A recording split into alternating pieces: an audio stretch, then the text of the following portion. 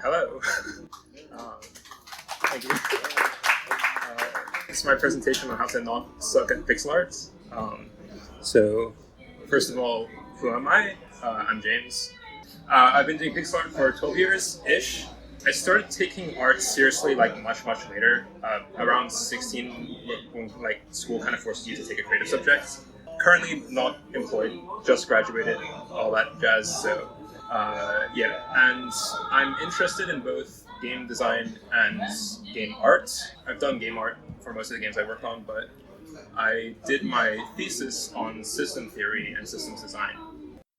And this is some of the work I've done over this is my most recent released asset pack, and then this is the original icons for the game I worked on, and then this is me remaking that, helping it basically. And then I also help out people in my spare time, so things like helping people point out color and shading. So that's me. What is pixel art? So pixel art is a medium, not a style, the same way painting is a medium, the same way clay sculpting is a medium, which means that there are many different styles in pixel art. As you can see down here, these are all pixel art, obviously, all from different artists that have their own unique style. And what separates pixel art from regular digital art is that every pixel more or less has to be placed intentionally. And why should you choose it? Or the reason I'm doing this presentation in the first place is because it's a really low-cost art form that anyone can kind of really pick up and put into their games, even if you're developer, no experience, whatever you want to call it. There is a lot of bad-looking pixel art out there, but it can look good, I promise. And it's also a much lower barrier to entry for game devs. All the technical aspects, trying to figure out your resolution, your aspect ratio, making tile sets, all that other stuff. It's made easier in pixel art, and each one of those choices that you choose when making a game has a very immediate repercussion, changing it from 24 by 24 to 32 by 32 to 64 by 64 resolution. It looks wildly different. So I think it's a really fast way to learn as well. And a lot of people also choose it because it feels retro. It's a completely valid reason, but I think it's a less strong reason to choose it than all the other reasons. So no one can agree what the art fundamentals are, but I've just listed it out into 4 bullet points here. This is 7 bullet points that is gotten from a help for art server in Discord, but I've kind of compressed it into 4. And these are what I think are important, especially for pixel art, basically, compared to regular art, because you don't necessarily use textured brushes or all that stuff. The main biggest thing is color and shape, and if your piece requires a composition, and then everything else kind of comes secondary after that, relative to other art forms. And there's also this graph where it shows different varying skill levels based on what you're weakest at. If you're weakest at composition or color or whatnot, that's what you should be practicing. So I'm going to go over 2 common issues people seem to have when making pixel art. This is the first one, which is that the colors look flat or your piece doesn't pop out. So the most common reason for this, I think, is because of a lack of hue shifting. So if you can see here, it's 2 different things, right? So for the bottom row, this is essentially where you stay in the same hue and you only shift the color, right? Whereas the top row, when you shift towards lighter colors, you shift towards yellow. So the lightest color, even though it's supposed to represent red, the lightest color is yellow. And the darkest color is purple, even though it's still meant to be red. And you can see it used here. I also drew this little bean-shaped thing, which is where I think, as a general rule of thumb, you should pick colors within here.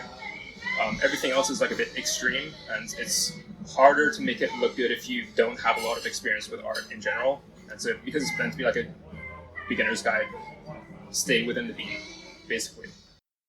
Also, color composition is important. So, for example, with this knife here, even though it looks gray and brown, the grays are actually leaning into cyan and blue, and as a result, the handle, the brown, is leaning on the opposite side into the oranges and reds.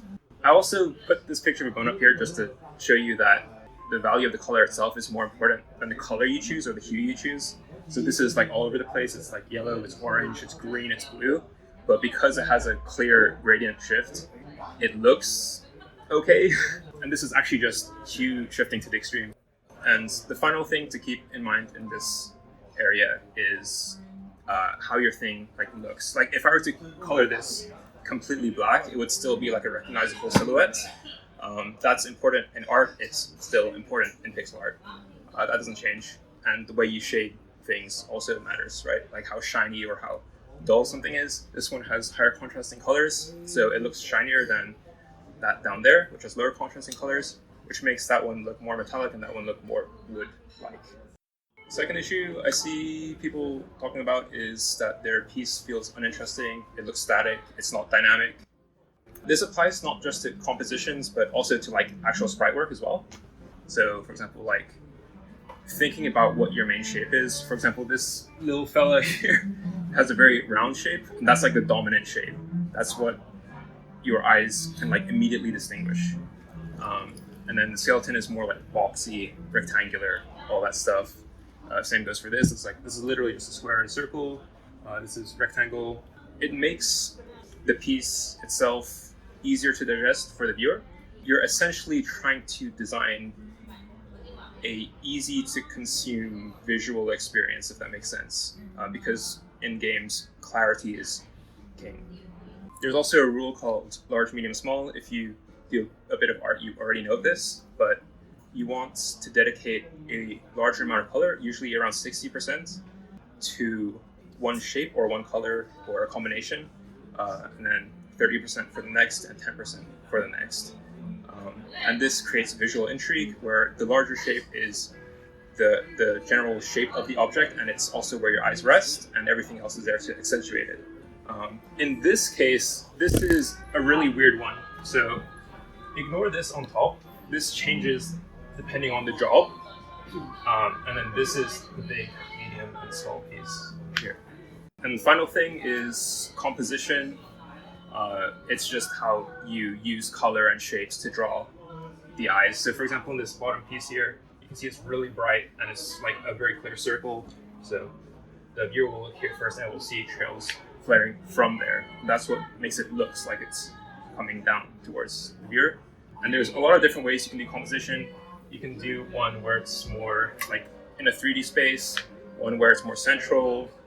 You can use like smoke or other effects to kind of like frame it a certain way to make it look less square, even though these are all square. There you go. You all can do pixel art now, hopefully.